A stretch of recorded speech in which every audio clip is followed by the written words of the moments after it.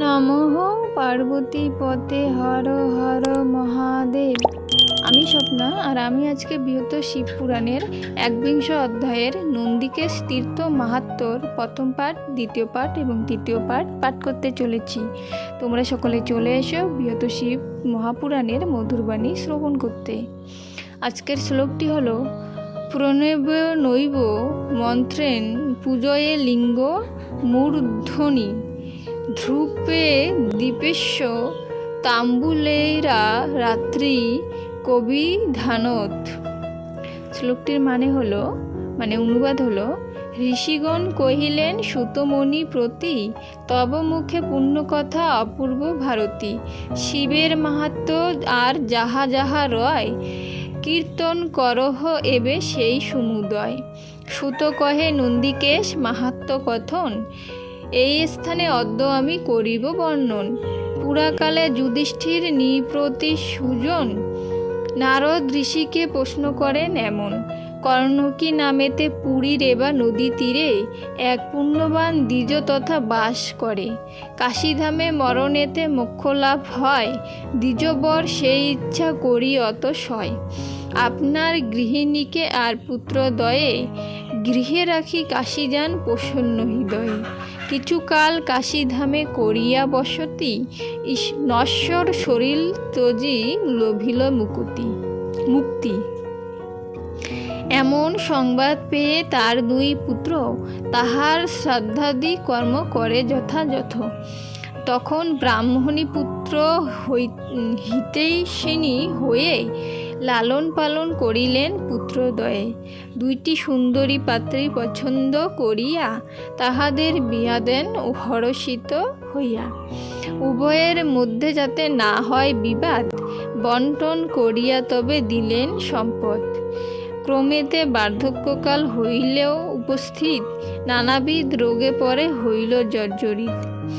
মৃত্যুকালে বিপ্রপত্নী শুইয়া শয্যায়, আকুপাকু করে হিয়া কত কষ্ট পায়। তবে তার পুত্র আর পুত্রবধূগণ তাহার শয্যার পার্শ্বে করিল কন্দন। তাহার যাতনা দেখি কহে পুত্রগণ, হে জননী, কেন কষ্ট পেতেছ এমন? আপনার কোনো কার্য আছে অবশিষ্ট, যার তরে এইরূপ পাইতেছ কষ্ট? আমাদের অক্ষপটে বল সমুদয়, তাহা পুরাইতে চেষ্টা করিব নিশ্চয়। মাতা কহে বহু কার্য অবশিষ্ট রয়, তোমরা সাধিলে মোর সুখে মৃত্যু হয়। কাশী তীর্থ করিবারে বড় ইচ্ছা ছিল, সে ইচ্ছা বিধাতা নাহি পূরণ করিল। তবে আর কি করিব নাহিক উপায়, তোমরা আমার অস্থি ফেলাবে গঙ্গায়। জ্যেষ্ঠপুত্র কহে, মা তো স্থির হও এবে, আমার দ্বারা এই কর্ম অবশ্যই হবে। অতঃপর বিপ্রপত্নী হরিশ অন্তরে, হরির স্মরণে মিতা হলেন সত্তরে। মাতার মরণে দুঃখ পায় পুত্রগণ, তাহার শ্রাদ্ধাদি কর্ম করিল তখন।